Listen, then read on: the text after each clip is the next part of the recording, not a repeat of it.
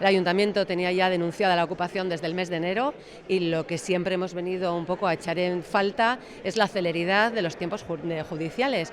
Por eso, en la intervención de este fin de semana, lo que hemos hecho es incluir el atestado de lo ocurrido este fin de semana en la denuncia que está abierta, como digo, desde el mes de enero, para que se agilicen los trámites y que podamos actuar cuanto antes. De todas maneras, según las últimas noticias que tengo, yo creo que para esta mañana podríamos decir que no queda nadie en el piso de Jarauta, en los pisos de Jarauta. No lo puedo constatar con total seguridad, pero creo que esa era la última información que teníamos esta mañana. ¿No queda nadie por alguna actuación?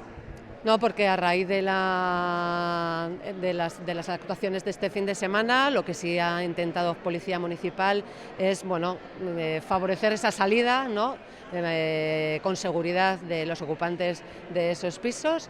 En una parte lo conseguimos en el fin de semana, quedaban algunos pocos y, como digo, yo creo que no podemos decir que prácticamente están fuera.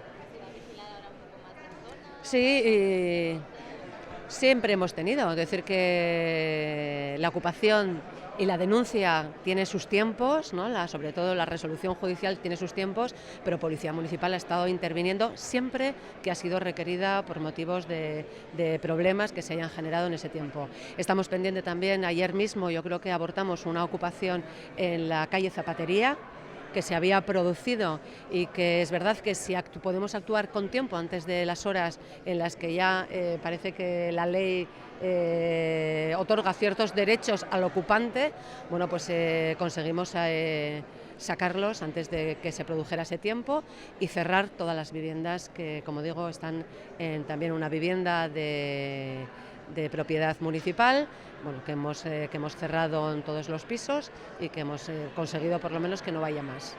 ¿No serían los mismos que habían salido? No, no son los mismos. Con esto quiero demostrar que hay un trabajo, que la Policía Municipal siempre actúa y que siempre actúa, como no puede ser de otra manera, siguiendo la ley. Cuando la ley nos marca unos tiempos y sobre todo la necesidad de tener unas resoluciones judiciales, no podemos actuar antes.